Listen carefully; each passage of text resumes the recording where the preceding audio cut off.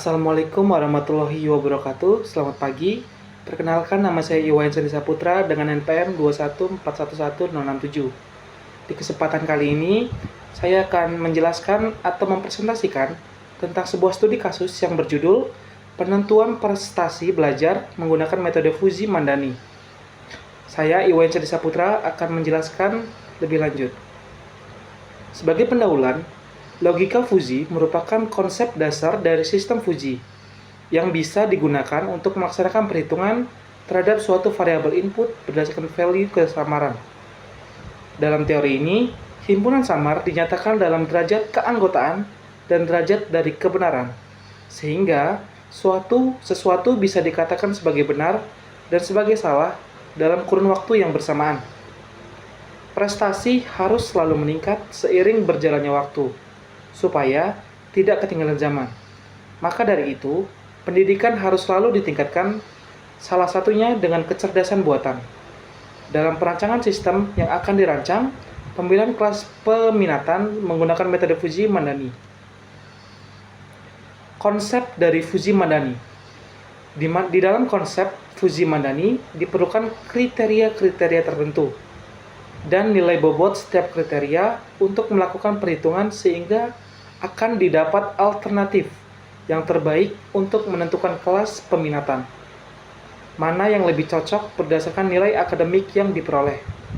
Terdapat 4 macam pembentukan himpunan Fuzzi yang dilaksanakan melalui variabel tes yang dibuat pada: pertama, gaya belajar visual; yang kedua, gaya belajar auditorial; yang ketiga, gaya belajar kinestetis;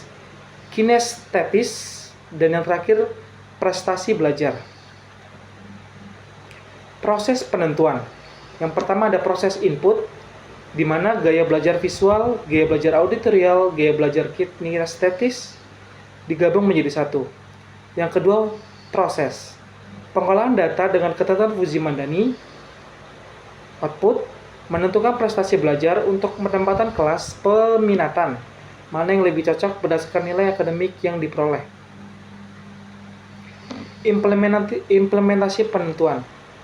Berdasarkan metode Fuzzi-Mandani terdapat 4 macam pembentukan himpunan Fuzzi yang dilaksanakan melalui variabel tes yang dibuat pada gaya belajar visual, gaya belajar auditorial, gaya belajar kinestetis, dan prestasi belajar.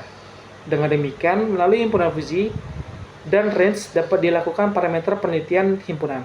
Variabel dapat dilihat di tabel nomor 1 dan tabel nomor 2. Sebagai berikut. Implementasi penentuan. Selain menentukan variabel gaya belajar, ada juga variabel dalam menentukan tingkat prestasi belajar siswa. Teladan dan penelitian ini, Fuzzi-Mandani menggunakan 3 input dan 1 output. Rata transkrip, tingkat ketidakhadiran atau alpha, dan nilai sikap atau sikap. Implementasi penentuan. Rincian aturan Fuzzi investasi sistem dalam penentuan predikat siswa teladan disajikan pada tabel 5 di bawah ini, sebagai berikut.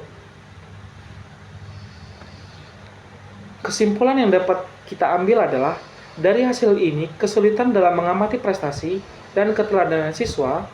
Supaya menyelesaikan masalah tersebut, maka dipasangkan sistem pendukung keputusan atau SPK dengan metode Fuzzi-Mandani.